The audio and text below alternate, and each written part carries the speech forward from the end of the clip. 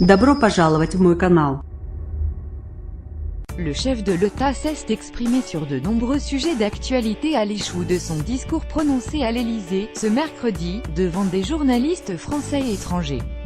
Ce n'était pas vraiment une conférence de presse. Cela y ressemblait tout de même un peu. En marge de la traditionnelle cérémonie des vœux à la presse, Emmanuel Macron s'est très longuement confié, ce mercredi soir, abordant de nombreux sujets d'actualité auprès des journalistes français et étrangers qui se pressaient autour de lui dans la salle des fêtes de l'Élysée à l'échoue de son décès. International, Europe, France, économie, sociale, immigration. Le chef de l'État s'est exprimé sur tous les sujets pendant plus d'1h30. Revue de détail des confidences présidentielles. International, maintenir le dialogue avec l'Iran. Le président de la République a commencé par se livrer sur l'annulation de la visite en Iran de Jean-Yves Le Drian alors que des manifestations violentes secouent le pays. Le ministre des Affaires étrangères devait y aller vendredi. C'était inopportun, a expliqué Emmanuel Macron qui s'en est expliqué avec le président iranien Hassan Rouhani au téléphone.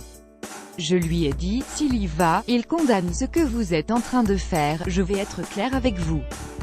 Donc on a décalé. Mais la France veut maintenir le dialogue avec l'Iran. Ce qui est très important c'est de continuer à avoir l'exigence qui est la nôtre à l'égard de l'Iran et de garder cette ligne.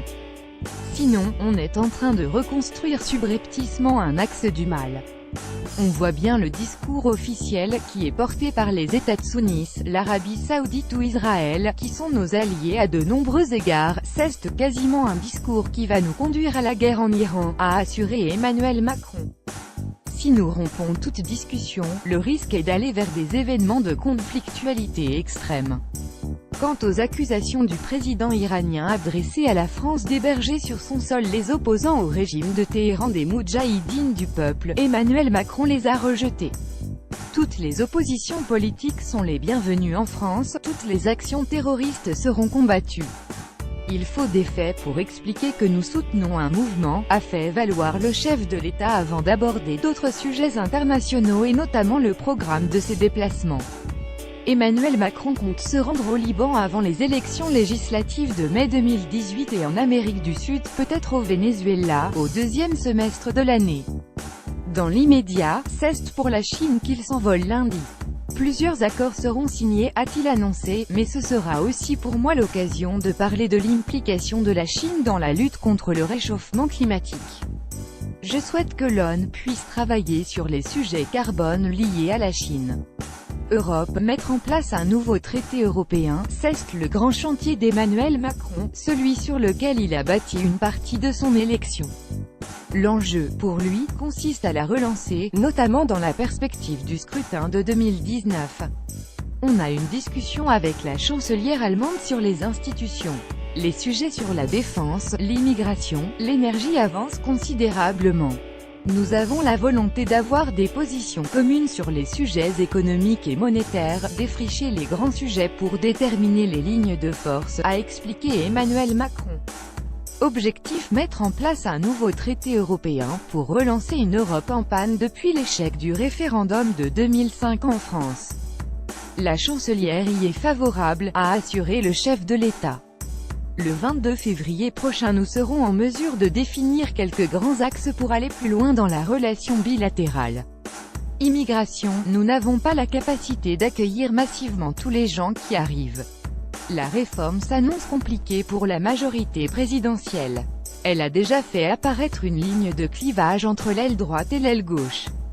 Je suis sur la ligne de la promesse que Jai fait en campagne sur les réfugiés, a rappelé Emmanuel Macron. C'est notre devoir d'humanité et je ne céderai à aucun discours, y compris de certains qui voudraient revenir sur ce droit qui est le nôtre d'apporter l'asile. Là, il faut être intraitable et je le serai, mais pas question d'ouvrir les portes en grand. Aujourd'hui, nous n'avons pas la capacité d'accueillir massivement tous les gens qui arrivent, a-t-il expliqué. La France va accélérer les contrôles.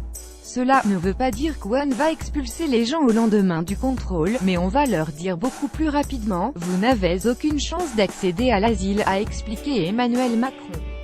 Laïcité, l'État est neutre mais la société est plurielle. Le président de la République reçoit jeudi les autorités religieuses pour leur adresser ses vœux. l'occasion d'aborder, devant elle, ce thème de la laïcité, qui provoque des débats récurrents et passionnés dans la société française. Je ne l'ai jamais qualifiée, a rappelé Emmanuel Macron. Elle organise l'exercice libre et individuel de conscience autonome dans la République. Ce qui veut dire que l'État est neutre et les services publics le sont, mais que la société est plurielle. Elle est aussi parcourue par des convictions de philosophie, de conscience, et religieuses. Le rôle de la laïcité n'est pas de les gommer ni d'être une forme quelconque de religion d'État, mais d'assurer ce cadre.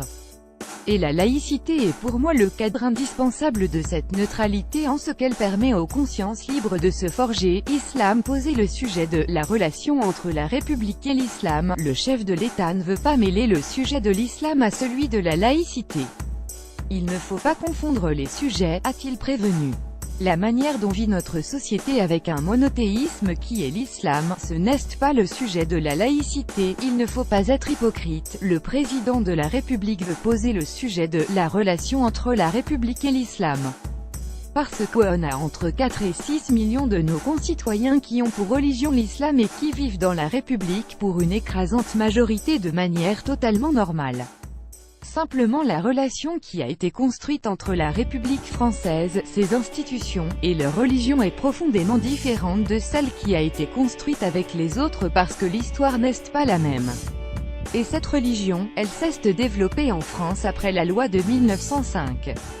Il faut regarder cela de manière très dépassionnée comme un fait historique pour voir comment on prend des décisions pertinentes pour régler ce sujet. Économie pour les privatisations, il faut que le moment soit adapté. Le président de la République s'est également confié sur les privatisations auxquelles l'État réfléchit actuellement. Il faut que le moment soit adapté, a-t-il fait valoir sans s'attarder. Autre sujet économique d'importance, le changement de direction à la tête d'Airbus et le casting à venir pour le nouveau patron du géant européen de l'aéronautique.